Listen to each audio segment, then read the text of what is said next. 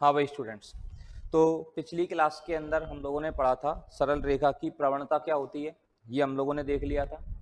और दो बिंदुओं को मिलाने वाली रेखा की प्रवणता हम लोगों ने देखी, ठीक है ना। दो रेखाओं के मध्य कोण के बारे में अपन लोगों ने चर्चा कर लिया। और हम लोग सरल रेखा के समीकरण पे हम लोग बात कर रहे थे। सरल रेखा के समीकरण के अंतर्गत हम लोगों ने चर्चा कर ली कि सरल रेखा का व्यापक समीकरण क्या होता है, ठीक है। उसके बाद व्यापक समीकरण में हमने अक्षों के समांतर रेखाओं के समीकरण, एक्स अक्ष का समीकरण, वाई अक्ष का समीकरण, ये सारी चीजें अपन ने पिछली क्लास के अंदर देख ली थी। सरल रेखा के अंतःखंड क्या होते हैं, एक्स अक्ष पर अंतःखंड क्या होता है, वाई अक्ष पर अंतःखंड क्या होता है, इन सारी चीजों के बारे में अपन ने पिछली क्लास में डिस्कस कर लिया था। अब जरा हम लोग एक बार देखें, हेडिंग डालें सरल रेखा के विभिन्न रूप। सरल रेखा के विभिन्न रूप।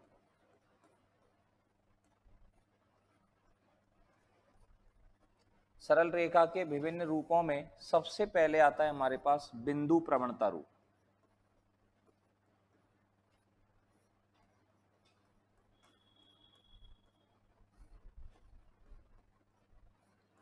सबसे पहले हमारे पास क्या आता है, बिंदु प्रवणता रूप। बिंदु प्रवणता का रूप का मतलब हो गया पॉइंट स्लोप फॉर्मेट।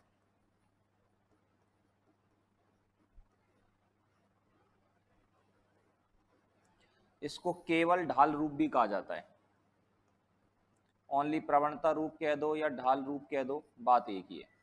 मतलब हम उस दशा में रेखा का समीकरण निकालना सीख रहे हैं जब रेखा पर हमें एक पॉइंट पता हो और रेखा की हमें स्लोप पता हो।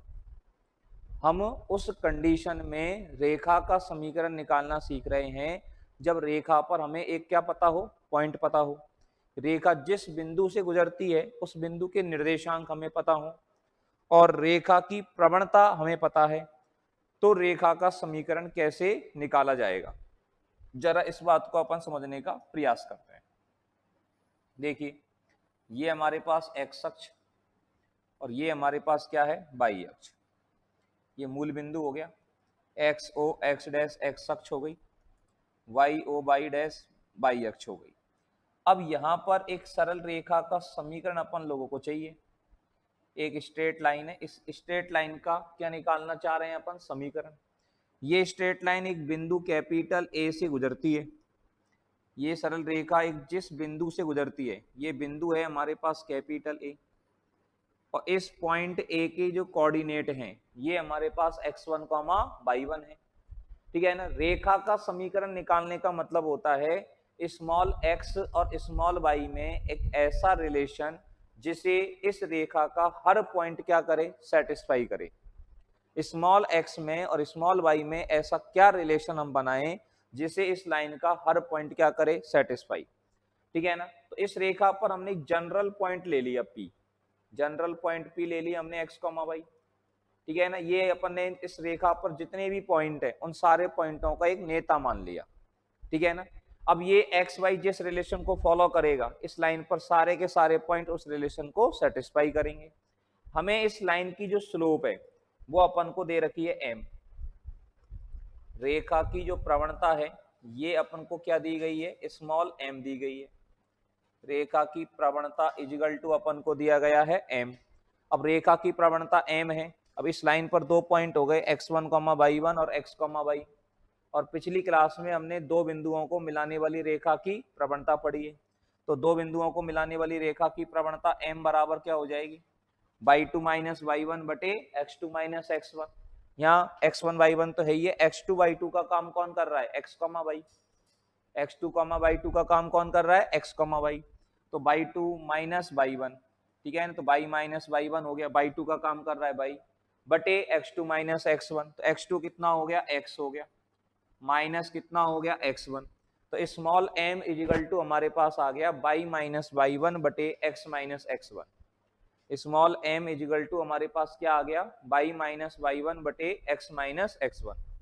अब स्मॉल m इजिकल टू हमारे पास वैल्यू आ गई y माइनस y1 बटे x माइनस x1, ठीक है ना। यहां से x माइनस x1 को इधर ले आऊं, तो y minus Y one equal to आपके पास क्या आ जाएगा, m into X minus X one. ये स्मॉल x में और स्मॉल y में एक रिलेशन हमारे पास आ गया। इसमें x1 y1 का मान लगा दो और m का मान लगा दो और रेखा का क्या आ जाएगा, समीकरण। रेखा का ये समीकरण हमें कब काम में लेना है, जब लाइन पर हमें एक तो पॉइंट पता हो और लाइन की स्लोप पता हो, या तो डाटा में डायरेक्ट दे रखे हो या कहीं से हम लोग कुछ भी सॉल्व करके ये डाटा हम लोग फाइंड आउट कर लें। क्या क्या डाटा फाइंड आउट कर लें, लाइन की स्लोप पता कर लें और लाइन पर एक पॉइंट पता कर लें। लाइन की स्लोप पता कर लें और लाइन पर एक पॉइंट पता कर लें। तो लाइन की स्लोप पता है, लाइन पर एक पॉइंट पता है, तो उस लाइन का जो समीकरण लिखा जाएगा, उस लाइन का समीकरण लिखा जाएगा y minus Y one equal to M into X minus X one. बात समझ में आई सब लोगों को? तो ये रूप कौन सा हो गया, बिंदु प्रवणता रूप। नेक्स्ट हेडिंग डालेंगे अपन द्विबिंदु रूप, दो बिंदुओं को मिलाने वाली रेखा का समीकरण। नंबर 2 अपन लिख दें द्विबिंदु रूप। अब द्विबिंदु रूप कह दो या दो बिंदुओं को मिलाने वाली रेखा का समीकरण कह दो, एक ही बात है। दो बिंदुओं को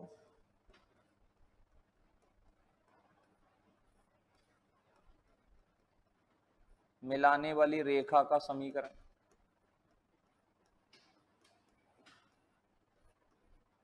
तो दो बिंदुओं को मिलाने वाली रेखा का समीकरण या द्विबिंदु रूप हम लोग कैसे लिखेंगे, ये बात अपन को यहाँ पर जानना है। तो द्विबिंदु रूप या दो बिंदुओं को मिलाने वाली रेखा का समीकरण जो लिखा जाएगा, एक लाइन पर अब हमें क्या पता है, दो बिंदु पता है। ये एक लाइन है और इस लाइन पर हमें क्या पता है भैया जी, दो पॉइंट। एक पॉइंट ए है जिसके कोऑर्डिनेट x1, y1 है। एक दूसरा पॉइंट है कैपिटल बी जिसके कोऑर्डिनेट हमारे पास क्या है, x2, y2 है। और इन दोनों बिंदुओं को मिलाने वाली रेखा का क्या चाहिए हमें, समीकरण। अभी हमने सीखा पीछे वाले फॉर्मेट में, इस वाले फॉर्मेट से अगर रेखा का समीकरण निकालना चाहें तो रेखा के समीकरण के लिए एक तो चाहिए पॉइंट और एक चाहिए रेखा की प्रवणता। रेखा पर अगर एक पॉइंट और रेखा की प्रवणता अपन को पता है तो इस फॉर्मूले का प्रयोग करके हम रेखा का समीकरण निकाल सकते हैं। अब यहाँ पर पॉइंट तो एक की जगह दो दो पता है, लेकिन हमें क्या पता नहीं है, प्रवणता पता नहीं है। लेकिन इस रेखा पर दो पॉइंट पता है, तो रेखा पर दो पॉइंट पता है तो रेखा की प्रवणता ज्ञात कर सकते हैं। कैसे आ जाएगी इसकी प्रवणता, इसकी प्रवणता स्मॉल m बराबर क्या आ जाएगी भाई, इसकी प्रवणता m बराबर आ जाएगी y2 माइनस y1 बटे x2 माइनस x1। अब रेखा का समीकरण लिखने के लिए हमें ये पॉइंट पता है और ये प्रवणता पता है। अब पॉइंट आप चाहो तो ये काम में ले सकते हो और चाहो तो ये काम में ले सकते हो, कोई तकलीफ नहीं है, कोई सा भी पॉइंट काम में लो। चाहे ये पॉइंट काम में लो, चाहे ये पॉइंट काम में लो, एक तो पॉइंट काम में ले लो और प्रवणता ये ले लो। तो रेखा का समीकरण क्या हो जाएगा, रेखा का समीकरण हमारे पास क्या हो जाएगा, रेखा का समीकरण हम बोलेंगे y माइनस वाई वन। क्या बोलेंगे रेखा का समीकरण, y minus Y one. y minus point का y कोऑर्डिनेट बराबर क्या बोलेंगे, रेखा की प्रवणता। समीकरण क्या है हमारे पास, y माइनस पॉइंट का y कोऑर्डिनेट बराबर m। तो m क्या चीज है, रेखा की प्रवणता। रेखा की प्रवणता m कितनी हो गई, y2 माइनस y1 बटे x2 माइनस x1 और इनटू में आ जाएगा x माइनस x1। इनटू में क्या आ जाएगा, x माइनस x1। ये हमारे पास आ गया। ठीक है भाई, ठीक है। तो इस रेखा का समीकरण हमारे पास क्या हो गया, y माइनस वाई वन बराबर y2 माइनस वाई वन बटे x2 माइनस x1 और x माइनस x1। इस फॉर्मूले का प्रयोग करके हम उस रेखा का समीकरण ज्ञात कर सकते हैं जिस पर हमें दो बिंदु पता है, या दो बिंदुओं को मिलाने वाली रेखा का समीकरण हम लोग निकाल सकते हैं। ठीक है ना, y माइनस पॉइंट का y कोऑर्डिनेट कोई सा भी ले लो, यहाँ पर y1 जगह या x1 जगह कोई सा भी पॉइंट ले लो इन दोनों में से, लेकिन जिसका y कोऑर्डिनेट यहाँ ले रहे हो उसका ही x कोऑर्डिनेट यहाँ लेना और यहाँ प्रवणता निकाली जाएगी दोनों बिंदुओं को मिलाने वाली रेखा की। ठीक है ना, हो जाएगा आराम से याद। चलिएगा अगला अपन लिखेंगे अंतःखंड रूप। नेक्स्ट हम लोग क्या लिखेंगे, अंतःखंड रूप। अंतःखंड रूप में रेखा का समीकरण। नंबर 3 लिखो आप, अंतःखंड रूप।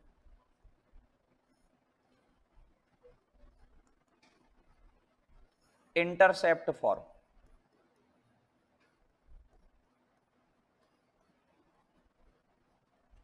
इंटरसेप्ट फॉर्म में लाइन का समीकरण अपन को लिखना है, अंतःखंड रूप में रेखा का समीकरण लिखना है।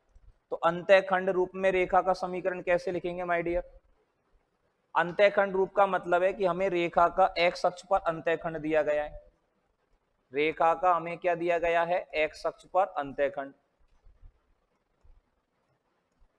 रेखा का एक्स अक्ष पर अंतःखंड ये हमको दे रखा है स्मॉल ए।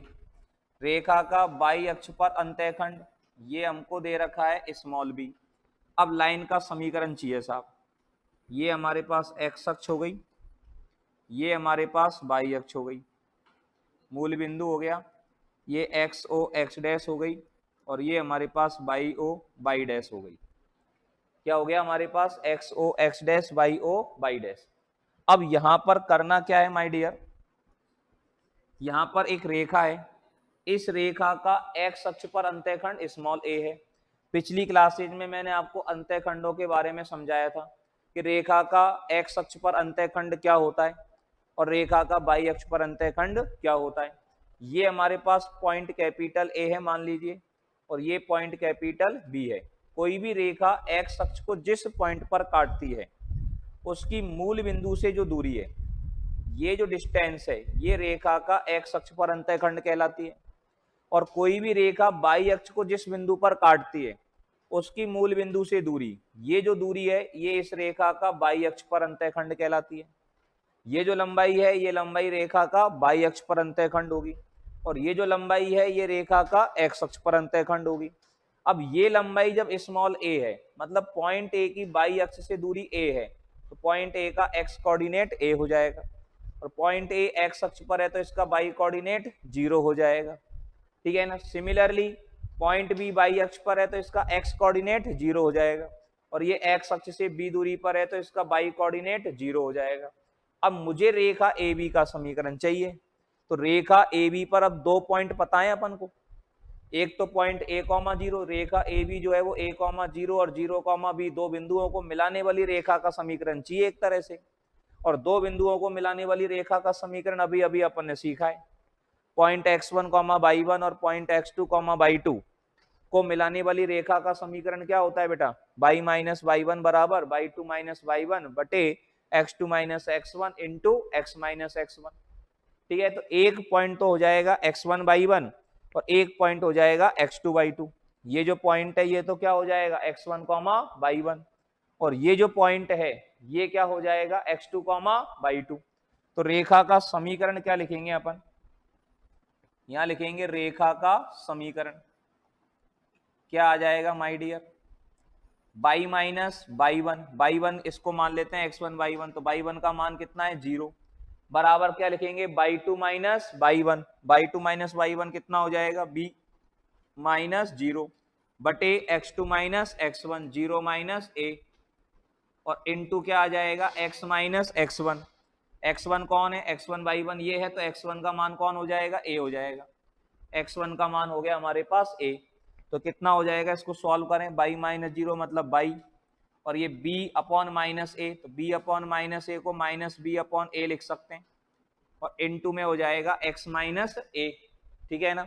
और सॉल्व करो इसको जरा, a से मल्टीप्लाई कर देंगे दोनों साइड, तो ये हो जाएगा a वाई इजिकल टू कितना हो जाएगा? माइनस बी एक्स, और प्लस कितना हो जाएगा? A B. Minus B X को इधर ले आऊं मैं, तो plus B X plus A Y, और इजिकल टू हमारे पास आ जाएगा ए बी। और ए बी का दोनों साइड में क्या कर दो? आप भाग दे दो। दोनों साइड में अगर ए बी का भाग दे दिया जाए तो ये हमारे पास हो जाएगा X upon A plus Y upon B equal to 1। दोनों साइड में अगर ए बी का भाग दे दिया जाए तो ये समीकरण किसके बराबर आ जाएगा? ये समीकरण आ जाएगा x upon A plus Y upon B equal to 1। तो ये बात अपन को अच्छे से समझनी है यहाँ पर कि कोई भी रेखा का अगर हमें x अक्ष पर अंतःखंड पता है a और बाई अक्ष पर अंतःखंड पता है b, तो उस रेखा का समीकरण डायरेक्ट लिख देंगे हम, x upon A plus Y upon B बराबर 1। इसको बोलते हैं अंतःखंड रूप में रेखा का समीकरण, इंटरसेप्ट फॉर्मेट में लाइन का equation. x upon x axis पर intercept plus y upon y axis पर इंटरसेप्ट इजिकल टू 1, ठीक है ना। x upon a plus y upon b equal to 1 लाइन का क्या हो गया माय डियर, इक्वेशन हो गया। और लाइन का जो समीकरण है वो हमारे पास इस तरह से आ जाएगा, ठीक है ना। अंतःखंड रूप में रेखा का समीकरण आ गया x upon a plus y upon b equal to 1। तो तीन चीजें अपन ने मुख्य रूप से सीखी। अगर रेखा पर पॉइंट पता है और लाइन की स्लोप पता है तो कौन सा फॉर्मूला काम आएगा, y माइनस y1 बराबर m into X minus x1। एक लाइन पर दो पॉइंट अगर पता है तो कौन सा समीकरण काम आएगा, y माइनस y1 बराबर y2 माइनस y1 बटे x2 minus x1 into X minus x1। और रेखा के दोनों अक्षों पर अंतःखंड पता है, x अक्ष पर और y अक्ष पर, तो कौन सा सूत्र काम में लेंगे अपन, x upon a plus y upon b equal to 1 काम में लेंगे, ठीक है ना। नेक्स्ट आता है हमारे पास अभिलंब रूप में रेखा का समीकरण। नेक्स्ट हमारे पास नंबर 4 क्या आएगा, अभिलंब रूप में रेखा का समीकरण।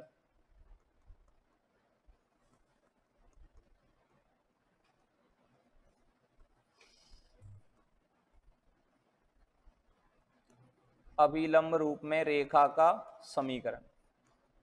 अभिलंब रूप में रेखा का समीकरण अगर अपन को लिखना है, नॉर्मल फॉर्म में लाइन का इक्वेशन अपन को लिखना है साहब, ठीक है ना। Equation of a straight line in normal form, इसका मतलब हो गया equation of a straight line in normal form. Normal form में लाइन का क्या लिखना चाहते हैं अपन, इक्वेशन लिखना चाहते हैं। तो नॉर्मल फॉर्म में लाइन का इक्वेशन, इसमें क्या क्या चीज दी हुई होती है अपन को, ठीक है ना। इसमें अपन को देखो कौन कौन सी बातें यहां पर देता है, कौन से डाटा हमें पता होने पर इस फॉर्मेट को अपन लोग काम में लेते हैं।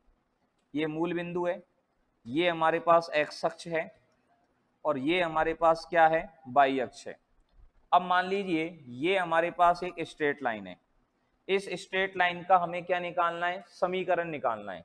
अब इसमें हमें दिया क्या गया है, मूल बिंदु से इस रेखा पर डाले गए लंब की लंबाई दी गई है कि मूल बिंदु से इस रेखा पर यदि लंब डाला जाए, ये रेखा हमारी ए बी है और रेखा ए बी पर लंब डाला जाए तो ये एम पर जाकर के मिलता है और इस लंब की लंबाई जो है वो स्मॉल पी है। मूल बिंदु से इस रेखा पर डाले गए लंब की लंबाई आपको दे रखी है स्मॉल पी, और ये डाला गया लंब जो है ये एक्स अक्ष के साथ अल्फा कोण बनाता है। मूल बिंदु से रेखा पर डाला गया लंब एक्स अक्ष के साथ कितना कोण बनाता है, अल्फा कोण बनाता है।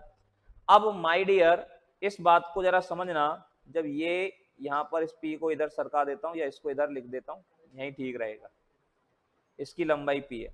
अब ये वाला एंगल तो अल्फा हो गया हमारे पास। अब आपसे पूछूं ये वाला एंगल जो है ये कितना होगा, ये एंगल नीचे वाला अल्फा है तो ऊपर वाला एंगल क्या होगा, है कि नहीं। देखो ये y और ये x, ये पूरा एंगल आपके पास क्या है 90, पूरा एंगल आपके पास क्या है 90, और ये एंगल यहां से अल्फा गया, तो 90 में से अल्फा गया तो इस एंगल की जो वैल्यू है ये एंगल आपके पास आ जाएगा 90 माइनस अल्फा, आ जाएगा नहीं आ जाएगा, ठीक है ना। अब जरा देखें इस वाले जो लंबाई है ट्राइंगल ओ ए एम में अगर देखा जाए, किसमें देखें अपन, ट्राइंगल ओ ए एम में, ओ ए एम इस ट्राइंगल में देखें तो ये समकोण त्रिभुज है, ये वाला एंगल भी 90 है, और समकोण त्रिभुज में कोण के सामने वाली भुजा होती है लंब, समकोण के सामने वाली भुजा होती है कर्ण और शेष भुजा होती है आधार। तो अल्फा के लिए ये तो है लंब, ये है आधार और ये है कर्ण। इसमें अगर मैं ये लंब की लंबाई तो स्मॉल पी है, स्मॉल पी बटे ओ ए अगर करूं तो स्मॉल पी बटे ओ ए का मतलब क्या हो गया, आधार बटे कर्ण, और आधार बटे कर्ण क्या हो जाएगा, कॉस अल्फा हो जाएगा। कॉस अल्फा को नीचे लाऊं, ओ ए को ऊपर ले जाऊं तो ओ ए बराबर क्या हो जाएगा, पी अपॉन कॉस अल्फा हो जाएगा। पी अपॉन कॉस अल्फा का मतलब हो गया P sec alpha, P upon cos alpha का मतलब क्या हो गया, पी सेक अल्फा। तो ओ ए का मान हमारे पास कितना आ गया, पी सेक अल्फा आ गया। सिमिलरली ऊपर वाले ट्राइंगल में देखो, ट्राइंगल बी ओ एम में, ट्राइंगल बी ओ एम में अगर देखा जाए तो इसमें ये एंगल 90 माइनस अल्फा है, यहाँ 90 है, तो ये जो एंगल है ये एंगल आपके पास किसके बराबर आएगा बेटा? अल्फा के बराबर आएगा।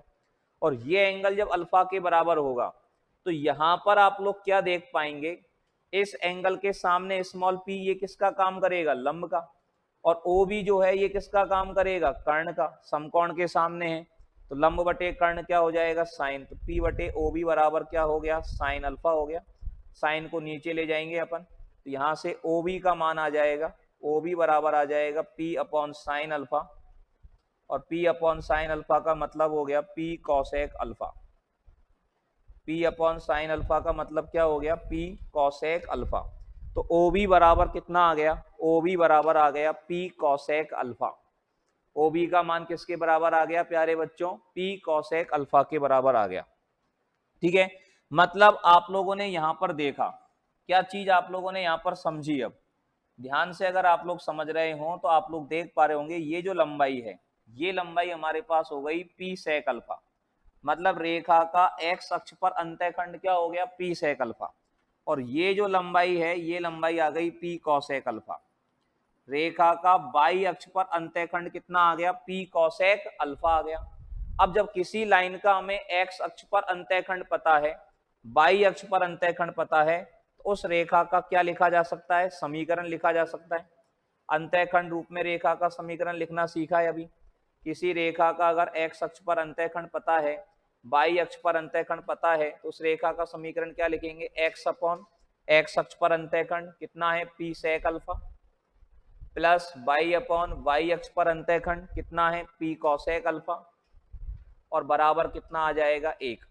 ये रेखा का क्या हो जाएगा? समीकरण। अब इस कंडीशन में रेखा का समीकरण जो है ये हमारे पास क्या हो जाएगा? रेखा का समीकरण हो जाएगा X upon P sec alpha plus Y upon P cosec alpha equal to 1। अब यहां पर करें क्या?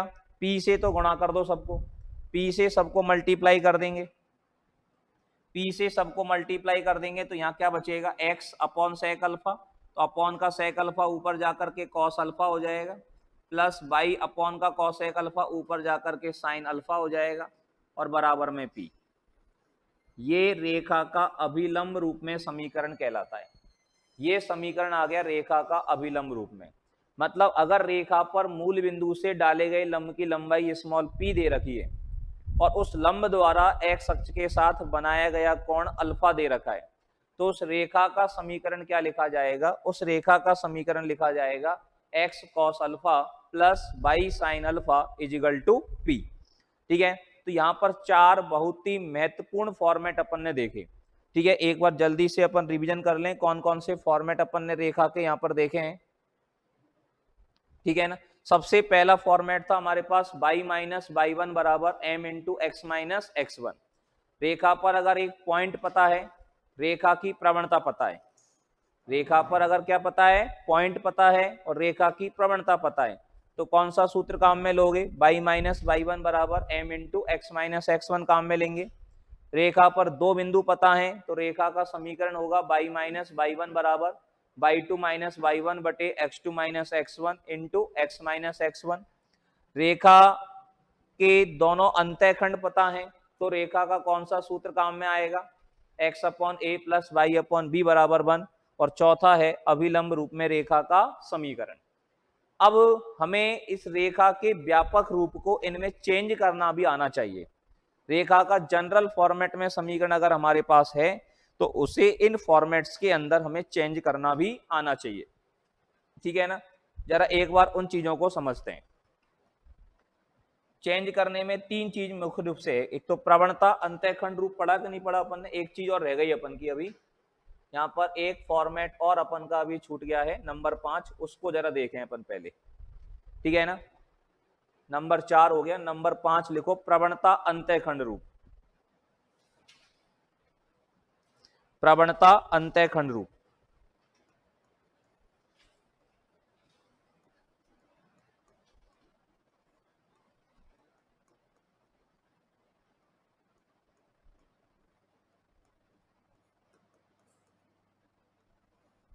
Slope intercept format.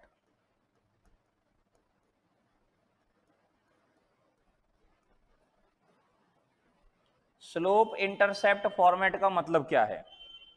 इसमें दो चीजें दी हुई होती हैं, एक तो रेखा की प्रवणता दी जाती है और रेखा का बाई अक्ष पर अंतःखंड दिया जाता है। मान लो आपको क्या क्या चीज दी गई है, एक तो आपको रेखा की प्रवणता दी गई है। कौन कौन से डाटा यहां पर दिया जाता है, दिए जाते हैं? एक तो दी जाती है आपको रेखा की प्रवणता, रेखा की प्रवणता पता है आपको स्मॉल है, और एक रेखा का बाई अक्ष पर अंतःखंड पता हो। इसमें जो अंतःखंड दिया जाता है वो कहां पर दिया होता है? बाई अक्ष पर। रेखा का बाई अक्ष पर क्या पता है? अंतःखंड पता है, उसको हम बोलते हैं सी। ठीक है ना, रेखा की प्रवणता तो स्मॉल एम, और रेखा का बाई अक्ष पर जो अंतःखंड है उसको क्या बोला जाता है? सी बोला जाता है। अब इस कंडीशन में रेखा का समीकरण कैसे निकालेंगे? अब देखो, रेखा के समीकरण जो पढ़े ना उनको काम में लेना आ जाना चाहिए। हम कोई सा भी सूत्र, किसी भी सूत्र के डाटा बना लो, जैसे सूत्र के डाटा बन जाए वही सूत्र काम में ले लो। लाइन का समीकरण चाहिए अपन को। अब मान लो लाइन हमारे पास इस तरह से है, ये लाइन है। अब इस लाइन का समीकरण निकालना है तो इसकी प्रवणता पता है अपन को, और इसका बाई अक्ष पर अंतःखंड, बाई अक्ष पर अंतःखंड मतलब ये लंबाई पता है आपको स्मॉल सी। किसी भी लाइन का बाई अक्ष पर अंतःखंड क्या होता है? रेखा बाई अक्ष को जिस बिंदु पर काटे उसकी मूल बिंदु से दूरी, वो कहलाती है रेखा का बाई अक्ष पर अंतःखंड। अब इस पॉइंट के कोऑर्डिनेट क्या हो जाएंगे? इस पॉइंट के कोऑर्डिनेट अगर देखना चाहें अपन तो इसके कोऑर्डिनेट हो जाएंगे 0, c। ये पॉइंट बाई अक्ष पर है तो x कोऑर्डिनेट 0 होगा, और x अक्ष से c दूरी पर है तो बाई कोऑर्डिनेट c होगा। अब इस लाइन पर एक तो हमें पॉइंट पता चल गया 0, c, लाइन की स्लोप हमें पता है स्मॉल m। तो लाइन पर पॉइंट पता हो, लाइन की स्लोप पता हो, तो लाइन का समीकरण निकाल सकते हैं मेरे भाई। कौन सा सूत्र काम में लेते हैं अपन? लाइन पर एक पॉइंट पता है, लाइन की स्लोप पता है, तो लाइन का समीकरण निकालने के लिए कौन सा सूत्र काम में लेते हैं? बिंदु प्रवणता रूप काम में लेते हैं, जिसमें बिंदु पता हो, प्रवणता पता हो। वो सूत्र क्या था हमारे पास? y माइनस y1 बराबर m into X minus x1। यहाँ पर m का मान तो m ही है, x1 y1 क्या हो गया आपका? 0, c हो गया। x1 का मान 0 हो गया और y1 का मान c हो गया। बस इस तरह से काम में लेना आ जाना चाहिए आपको। तो y minus 0 equal to m into X minus C, ठीक है ना, y माइनस 0, ठीक है ना, बराबर m into X minus, sorry अरे भैया ये क्या गलती कर दी, y माइनस y1 का मान कितना है? c, y कोऑर्डिनेट आएगा y1 की जगह पर, और y1 का मान कितना है? c equal to m into X minus x1 का मान कितना है? 0। x1 की जगह पर पॉइंट का x कोऑर्डिनेट मान अच्छे से लगाना, ठीक है ना। अब देखो जी क्या बन गया, माइनस सी को उधर ले जाएंगे, y बराबर ये तो रह गया इधर mx, और माइनस सी उधर गया तो प्लस सी। तो प्रवणता अंतःखंड रूप में रेखा का समीकरण होता है y बराबर mx प्लस सी। और जब कोई भी लाइन y बराबर mx प्लस सी के फॉर्मेट में होती है तो जो x के साथ में लिखा हुआ है वो लाइन की स्लोप को दर्शाता है, और जो प्लस में लिखा हुआ है वो रेखा के बाई अक्ष पर अंतःखंड को दर्शाता है। वो किस बात को दर्शाता है प्यारे बच्चों? रेखा का बाई अक्ष पर अंतःखंड। ये सारी चीजें हमारे पास आ गई। अब एक बार अपन सीख लेते हैं कि रेखा के व्यापक समीकरण को इन फॉर्मेट में अगर चेंज करना हो तो करते कैसे हैं, उसके बाद फिर मैं मिक्स क्वेश्चन लूंगा। कैसे कैसे डाटा में अपन को पता चलता है कौन सा समीकरण अपन को काम में लेना है, कौन सा काम में नहीं लेना है, वो चीजें अपन देखेंगे। ठीक है, चलिएगा। तो अब जरा अपन यहां पर देखें रेखा के व्यापक रूप को। सबसे पहले देखें अपन रेखा के व्यापक रूप को। प्रवणता अंतःखंड रूप में परिवर्तित करना।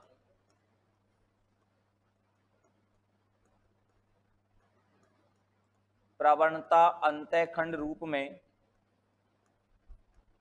परिवर्तित करना।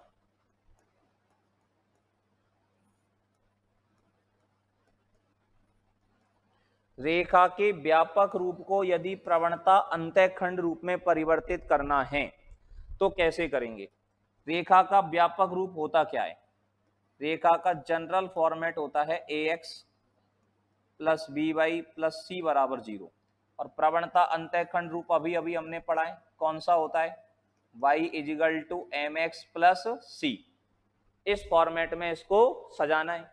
तो ax plus B Y plus C बराबर 0 को y बराबर एम एक्स प्लस सी के फॉर्मेट में कैसे सजाओगे जरा देखें। ये बी वाई, यहां से y का मान निकालो, अपन को y बराबर चाहिए ना, y बराबर चाहिए, y वाली टर्म को रखो LHS में, बाकी सारी टर्म को कहां भेज दो आप, RHS में भेज दो।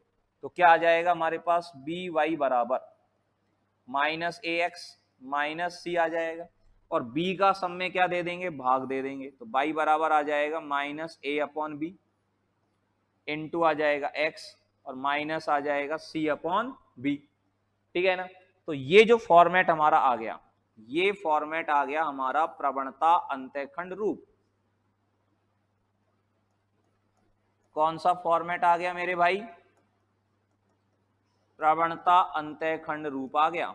मतलब इसमें जो x के साथ लिखा हुआ है ये है रेखा की प्रवणता, x के साथ जो लिखा हुआ है ये क्या है, रेखा की प्रवणता है। ठीक है, हाँ भाई, तो यहां तक की बात क्लियर हो गई सब लोगों को। तो इसमें हम बात कर रहे थे कि जो x के साथ जो लिखा हुआ है, x के साथ जो लिखा हुआ मान है, ये किस बात को दिखाएगा, रेखा की प्रवणता को दिखाएगा। और ये जो माइनस सी अपॉन बी है, ये c का मान होगा, y बराबर एम एक्स प्लस सी। तो c की जगह क्या आ रहा है, माइनस सी अपॉन बी। ये रेखा का बाई अक्ष पर अंतःखंड होगा। ठीक है ना। मतलब यहां पर रेखा की प्रवणता आ गई हमारे पास, रेखा की प्रवणता इजिकल टू हमारे पास क्या आ गई, माइनस ए अपॉन बी, और रेखा का बाई अक्ष पर क्या आ गया, अंतःखंड आ गया। रेखा का बाई अक्ष पर क्या आ गया, अंतःखंड।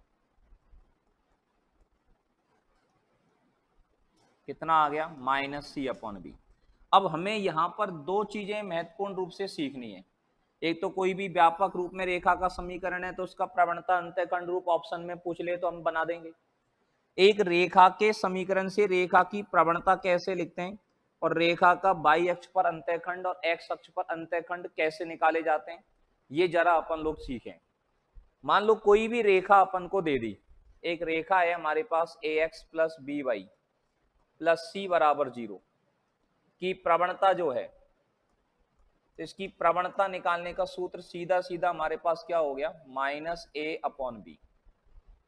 ठीक है ना। ये आपको डायरेक्ट याद होना चाहिए, 2D के अंदर सबसे ज्यादा काम में आने वाली चीज है। माइनस ए अपॉन बी का मतलब हो गया माइनस एक्स का गुणांक बटे वाई का गुणांक। स्मॉल ए क्या चीज है, एक्स का गुणांक, और स्मॉल बी क्या चीज है, वाई का गुणांक। Minus small A upon small B. रेखा A X plus B Y plus C बराबर 0 की प्रवणता बराबर कितना हो गया, माइनस ए अपॉन बी हो गया, माइनस एक्स का गुणांक बटे वाई का गुणांक। लेकिन इस सूत्र को लगाते समय एक बात का विशेष रूप से ध्यान रखना कि बराबर में क्या होना चाहिए, 0।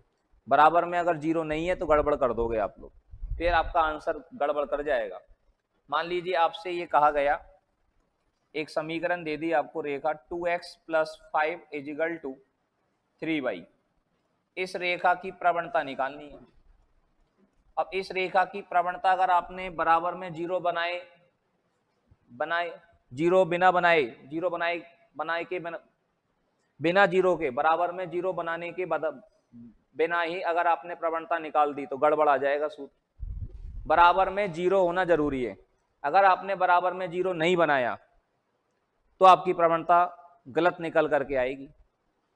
बराबर में अगर आपने 0 नहीं बनाया तो आपकी प्रवणता जो है वो गलत निकल करके आएगी। ठीक है ना। तो इसके लिए अपन को क्या करना है, पहले 3y को इधर लेकर के आना है, 2x minus 3y plus 5 is equal to 0।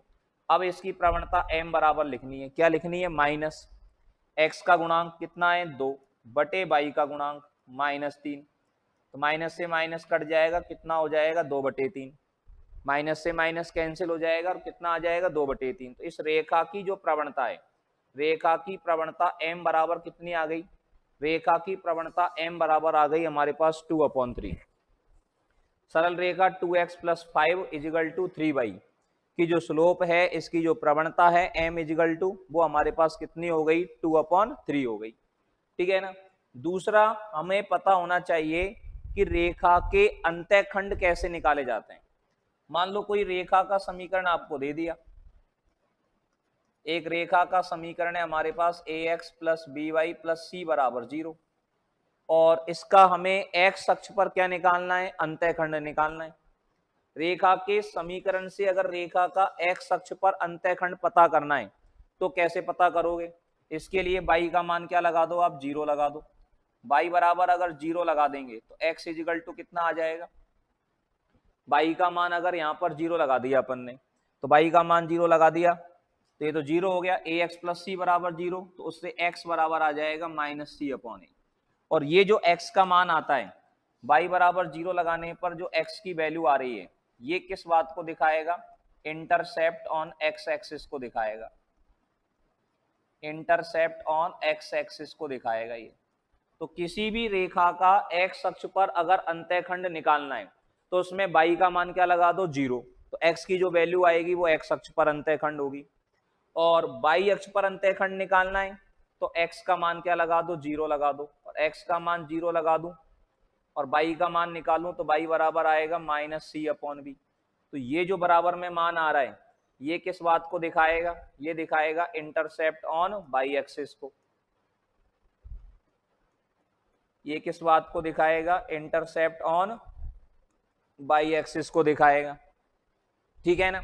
जैसे मान लो अपन को कोई लाइन दे दी, एक लाइन का समीकरण दे दिया अपने को 3x प्लस 4y, ठीक है ना, प्लस ये 3x माइनस कर दूं, 3x minus 4y plus 12 equal to 0 दे दिया। अब इस रेखा का मुझे x अक्ष पर अंतःखंड बताना है कि इस रेखा का x अक्ष पर अंतःखंड क्या होगा, और इस रेखा का y अक्ष पर अंतःखंड बताना है कि इस रेखा का y अक्ष पर अंतःखंड क्या होगा।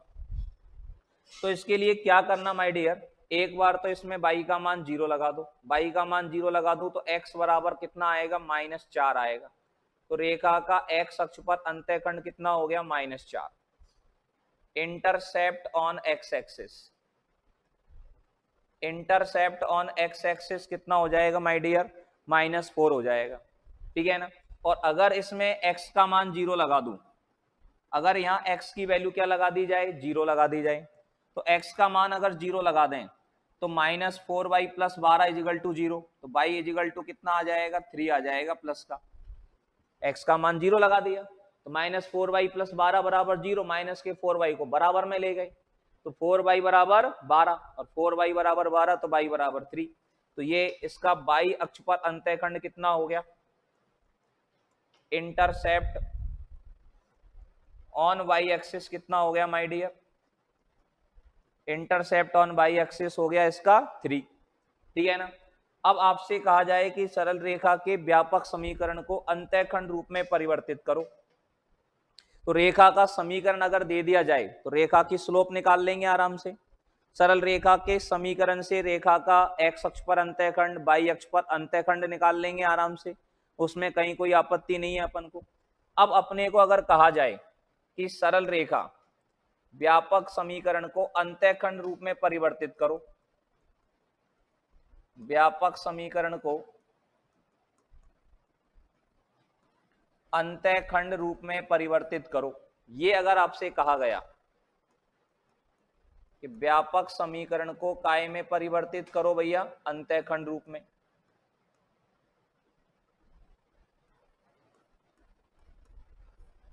तो व्यापक समीकरण को अंतःखंड रूप में परिवर्तित करने का इलाज क्या है।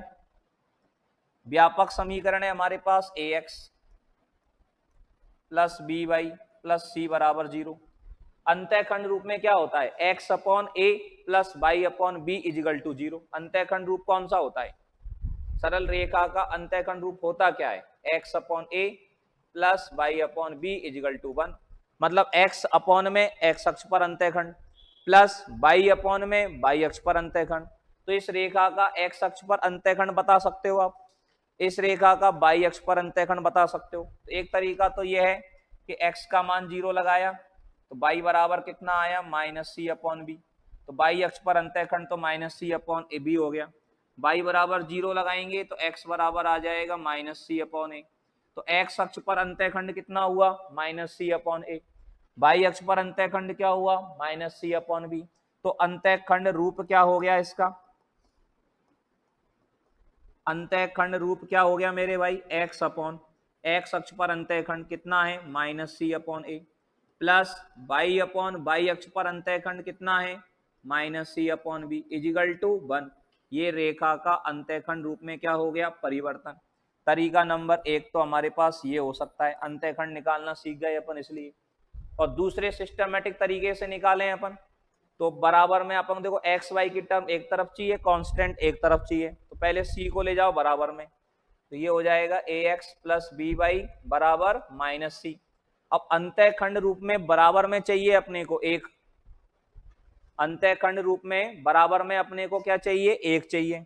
तो बराबर में एक बनाने के लिए माइनस सी का दोनों तरफ भाग दे दो, तो माइनस सी का भाग दिया तो ये minus A upon C x हो गया, ठीक है ना, या ए अपॉन माइनस सी एक्स प्लस ये हो गया बी अपॉन माइनस सी वाई और बराबर में एक। अब हमें एक्स के इंटू में नहीं चाहिए, एक्स के बटे में चाहिए। एक्स के इंटू में है माइनस ए अपॉन सी, तो इसको एक्स के बटे में ले जाएंगे तो इसको एक्स बटे में लिख सकते हैं माइनस सी अपॉन ए। और यहाँ प्लस चाहिए बीच में, माइनस होगा तो नीचे ले जाएंगे, और बी अपॉन इसको अब बाई अपॉन में लिखेंगे तो minus C upon B equal to 1, ठीक है ना। ऐसे भी आ सकता है, लेकिन अपने को तो ऑप्शन देखना है इंटरसेप्ट फॉर्मेट कैसा है। तो आप सीधे सीधे एक्स अक्ष पर अंतःखंड देखो, बाई अक्ष पर अंतःखंड देखो और डायरेक्ट उसका इंटरसेप्ट फॉर्मेट लिख दो, एक्स अपॉन एक्स अक्ष पर अंतःखंड प्लस वाई अपॉन वाई अक्ष पर अंतःखंड इजिकल टू 1। सीधे सीधे आ जाएगा हमारे पास, कोई दिक्कत ही नहीं होगी हमारे पास, है कि नहीं। चलिएगा इसके बाद देखें, रेखा का व्यापक समीकरण है, उसको अगर अभिलंब रूप में परिवर्तित करना है तो कैसे करेंगे, जरा उस बात को देख लेते हैं। व्यापक समीकरण को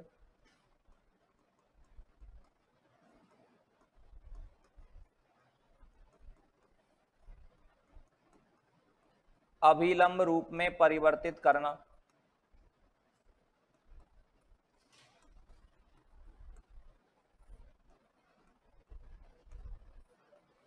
अगर रेखा के व्यापक समीकरण को हमें अभिलंब रूप में परिवर्तित करना है तो रेखा के व्यापक समीकरण को अभिलंब रूप में नॉर्मल फॉर्मेट में कैसे व्यक्त करेंगे, जरा वो देखा जाए, उस बात को जरा समझा जाए, ठीक है ना। क्या तरीका है, सबसे पहले तो अचर पद को आरएचएस में ले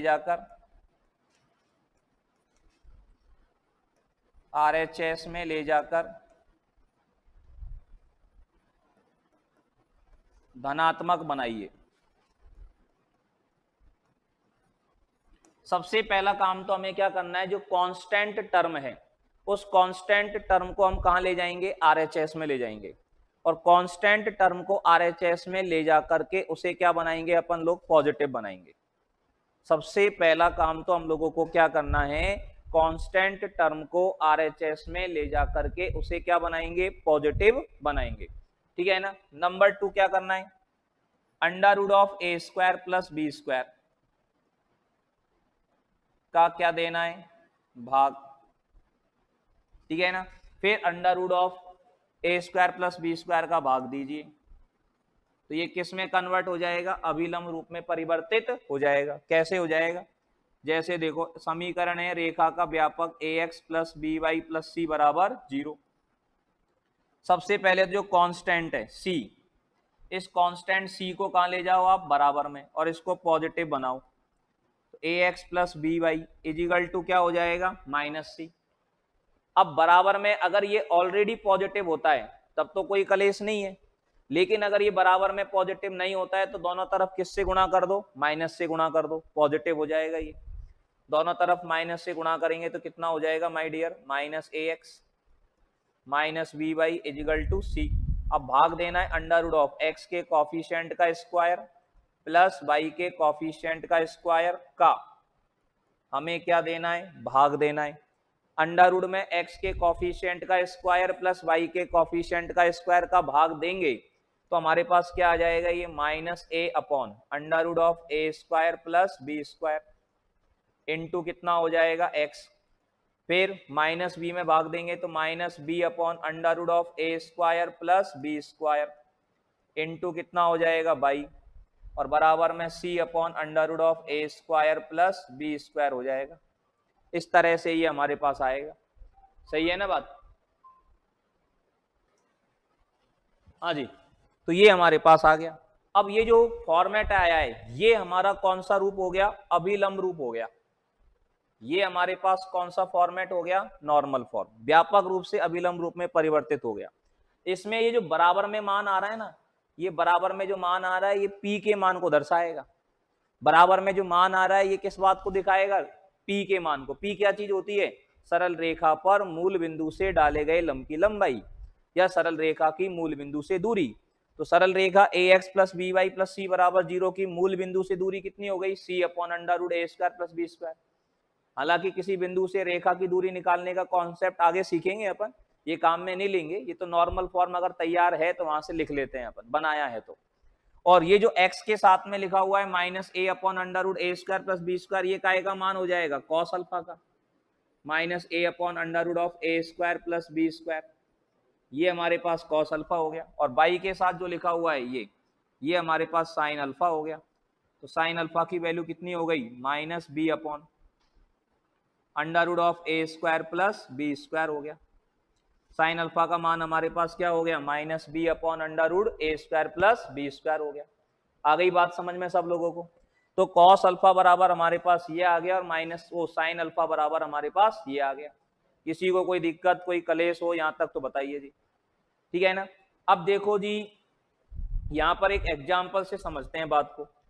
मान लो आपके पास एक समीकरण दे दी 2x माइनस 3y प्लस 4 बराबर 0 को अभिलंब रूप में परिवर्तित कीजिए। ये हमसे कहा गया, को अभिलंब रूप में परिवर्तित कीजिए।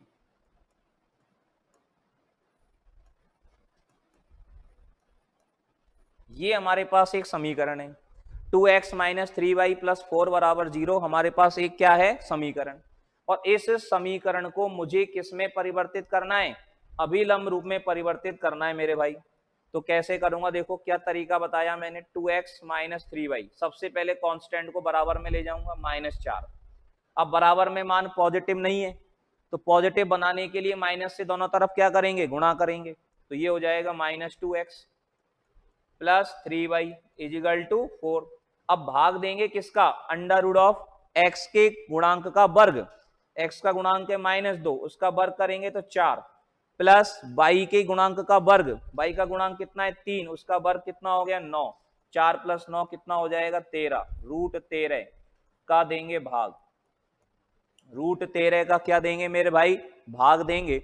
और रूट 13 का जब भाग देंगे तो कितना हो जाएगा my dear, -2 upon root 13 into X plus 3 upon root 13 into Y बराबर 4 बटे रूट 13। ये हमारे पास आ गया। और ये जो फॉर्मेट हमारे पास आया है ये हमारा कौन सा रूप हो गया माय डियर, अभिलंब रूप हो गया, नॉर्मल रूप हो गया। अभिलंब रूप को अंग्रेजी भाषा में क्या बोलते हैं, नॉर्मल फॉर्म बोलते हैं। तो यहां पर अगर मैं अब पूछूं रेखा की मूल बिंदु से दूरी, अगर मैं अब आपसे पूछूं रेखा की मूल बिंदु से दूरी, तो ये हमारी क्या हो जाएगी, जो बराबर में जो मान है ये p का मान है। और p क्या होता है, रेखा की मूल बिंदु से दूरी। तो रेखा की मूल बिंदु से दूरी कितनी हो गई, 4 बटे रूट 13 अगर पूछे तो। कॉस अल्फा की वैल्यू अगर पूछे तो -2 बटे रूट 13।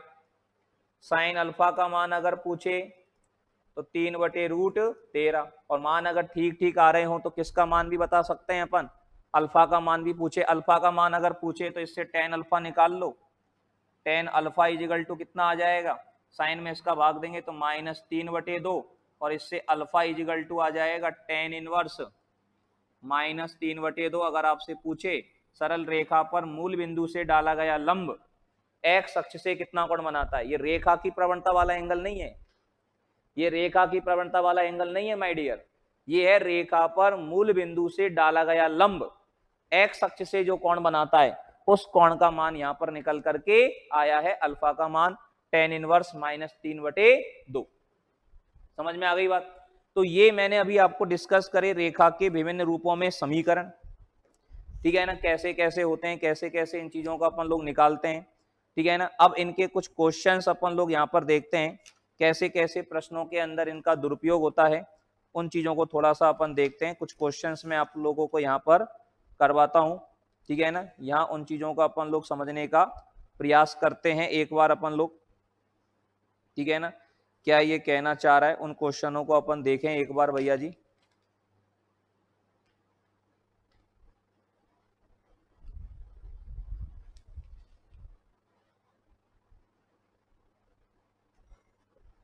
ठीक है, कुछ क्वेश्चंस अपन लोग यहाँ पर समझते हैं।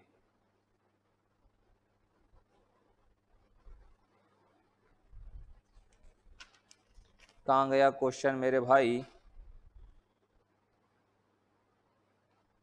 ठीक है, सबसे पहले तो जैसे एक क्वेश्चन लिखो आप, बिंदु 1, -1,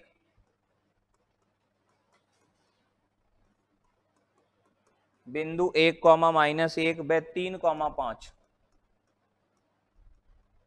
व 3, 5 को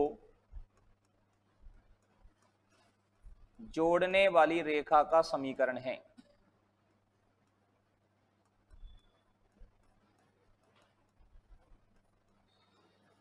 जोड़ने वाली रेखा का समीकरण, 2 पॉइंट आपको दे दिए, एक पॉइंट दे दिया आपको 1, -1 और एक पॉइंट दे दिया आपको 3, 5। इन दोनों पॉइंटों को ज्वाइन करने वाली, इन दोनों पॉइंटों को मिलाने वाली रेखा का क्या चाहिए, समीकरण चाहिए। तो ये पॉइंट हमारे पास क्या हो गया, x1, y1 हो गया। ये पॉइंट मेरे पास क्या हो गया माय डियर, x2, y2 हो गया। और दो बिंदुओं को मिलाने वाली रेखा का समीकरण हमने क्या सीखा है, y माइनस y1 बराबर y2 माइनस y1 बटे x2 माइनस x1 इंटू में x minus x1। Point x1, y1 और x2, y2 को मिलाने वाली रेखा का समीकरण हमारे पास क्या होता है, y माइनस y1 बराबर y2 माइनस y1 बटे x2 minus x1 into x minus x1। अब यहां पर क्या होगा बच्चों, y माइनस y1 कितना है, -1, तो ये +1 हो जाएगा। y2 माइनस y1 5 माइनस -1 तो 5 + 1 हो जाएगा, 3 -1 और x माइनस x1 कितना है, 1। सॉल्व करो जी, y + 1 बराबर 6/2 हो जाएगा, 3 बन जाएगा ये तो, x माइनस 1 ब्रैकेट को खोल दो जी, y + 1 बराबर 3x - 3। अब सबको थोड़ा सा एक तरफ ले जाओ, थोड़ा सा अच्छा लगे। अच्छा कैसे लगता है, पहले x की टर्म फिर y की टर्म फिर कांस्टेंट टर्म। तो इन भाई साहब को सबको इधर ले आते हैं, 3x, y इधर आएगा तो माइनस का y, 1 इधर आएगा तो माइनस का 1, -3 और -1 कितना हो जाएगा, -4 बराबर 0। तो रेखा का समीकरण हमारे पास क्या हो गया, 3x - y - 4 बराबर 0। रेखा का जो समीकरण है वो हमारे पास क्या हो गया, 3x - y - 4 बराबर 0 रेखा का समीकरण हमारे पास आ गया, ठीक है ना। तो दो बिंदुओं को मिलाने वाली रेखा का समीकरण समझ में आ गया सारे लोगों को भाई। इसके अंदर किसी को कोई कलेश हो, इसके अंदर किसी बच्चे को कोई दिक्कत हो तो बताइए जी।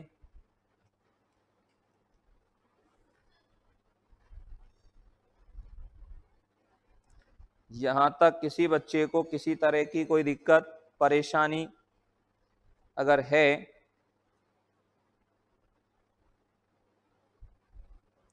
तो आप लोग बताएं, इसके बाद आप लोग लिखेंगे।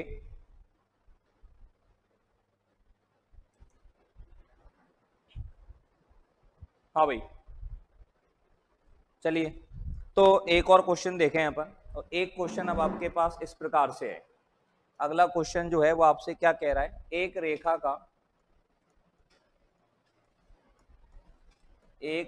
का अक्षों के मध्य भाग एक रेखा का अक्षों के मध्य भाग बिंदु x1, y1 पर समद्विभाजित होता है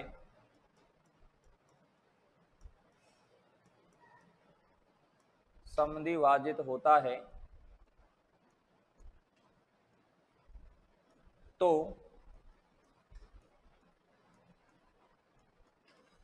रेखा का समीकरण है। अपन को उस रेखा का समीकरण निकालना है जिसका अक्षों के मध्य भाग बिंदु x1, y1 पर क्या होता है, समद्विभाजित होता है।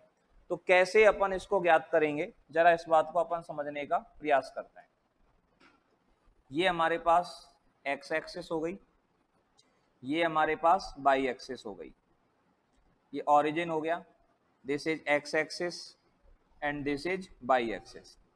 अब एक रेखा है जो दोनों अक्षों को काटती है, ये रेखा दोनों अक्षों को काटती है, पॉइंट ए को काटती है, पॉइंट बी को काटती है। तो अक्षों के मध्य भाग, रेखा का अक्षों के मध्य भाग कौन सा होगा, ए बी। ए से बी तक का जो पार्ट है ये रेखा का अक्षों के मध्य भाग है, और ये भाग बिंदु पी x1, y1 पर क्या होता है, समद्विभाजित होता है। मतलब point P x1, y1 mid point है किसका, ए बी का। पॉइंट पी x1, y1 जो है ये मिड पॉइंट है किसका, ए बी का। और ये जब ए बी का मिड पॉइंट है, ठीक है ना, तो इस रेखा का समीकरण कैसे निकालेंगे। हमने मान लिया, तो मान लो इस रेखा का x अक्ष पर जो अंतःखंड है वो a है, और इस रेखा का y अक्ष पर अंतःखंड जो है वो b है। तो पॉइंट a के कोऑर्डिनेट क्या हो जाएंगे माय डियर, a, 0 हो जाएंगे, और पॉइंट b के कोऑर्डिनेट क्या हो जाएंगे, 0, b हो जाएंगे। अब ए बी का मिड पॉइंट कौन है हमारे पास, x1। मतलब x1 कैसे आएगा हमारे पास, ए बी का मिड पॉइंट, मतलब दोनों के x कोऑर्डिनेट को जोड़ करके क्या करेंगे, आधा करेंगे, तो a + 0 बटे 2 करेंगे, तो हमारे पास किसके बराबर आएगा, x1 के बराबर आएगा। और b + 0 बटे 2 करेंगे तो y1 कैसे आएगा, दोनों के y कोऑर्डिनेट को जोड़कर आधा करने पर, तो y1 बराबर आ जाएगा b + 0 बटे 2, x1 बराबर आएगा a + 0 बटे 2, y1 बराबर आएगा b + 0 बटे 2। तो यहाँ पर क्या हो जाएगा भैया जी, a बराबर आ जाएगा 2x1, और यहाँ से b = कितना आ जाएगा, 2y1। तो हमें ये पता चल गया कि उस रेखा का x अक्ष पर अंतःखंड कितना हुआ, 2x1, और उस रेखा का y अक्ष पर अंतःखंड कितना हुआ, 2y1। तो रेखा का जब x अक्ष पर अंतःखंड पता चल गया, रेखा का y अक्ष पर अंतःखंड पता चल गया, तो उस रेखा का समीकरण क्या लिख देंगे हम, रेखा का समीकरण हम लोग लिख देंगे x। अब रेखा के जब x अक्ष पर अंतःखंड पता हो, y अक्ष पर अंतःखंड पता हो, तो कौन सा सूत्र काम आएगा, अंतःखंड रूप में रेखा का समीकरण, x/a + y/b = 1। रेखा का समीकरण होगा x/a + y/b = 1। तो x/a का मान कितना है, 2x1, प्लस y/b का मान कितना है, 2y1, और बराबर कितना हो जाएगा, 1। तो अब क्या करें, सबको 2 से गुणा कर दें, 2 से गुणा कर दूं तो समीकरण क्या आ जाएगा हमारे पास, x/x1 + y/y1 = 2। अब जैसे भी फॉर्मेट में ऑप्शन में दे रखा हो वैसे ऑप्शन में अपन इसका आंसर निकाल लेंगे। बात समझ में आई सारे बच्चों को। चलिए, तो आज यहाँ तक की चीज़ों को आप लोग तैयार करिए, ठीक है ना, सारे फॉर्मूले वगैरह सारे थ्योरी को अच्छे से रिवाइज करिए। नेक्स्ट सेशन के अंदर इनके ऊपर और प्रैक्टिस करेंगे, अच्छे से क्वेश्चंस की प्रैक्टिस करवाऊंगा नेक्स्ट सेशन के अंदर। तब तक इन सारी चीज़ों को एक बार आप लोग देख लीजिएगा, ठीक है बच्चों। थैंक यू, धन्यवाद।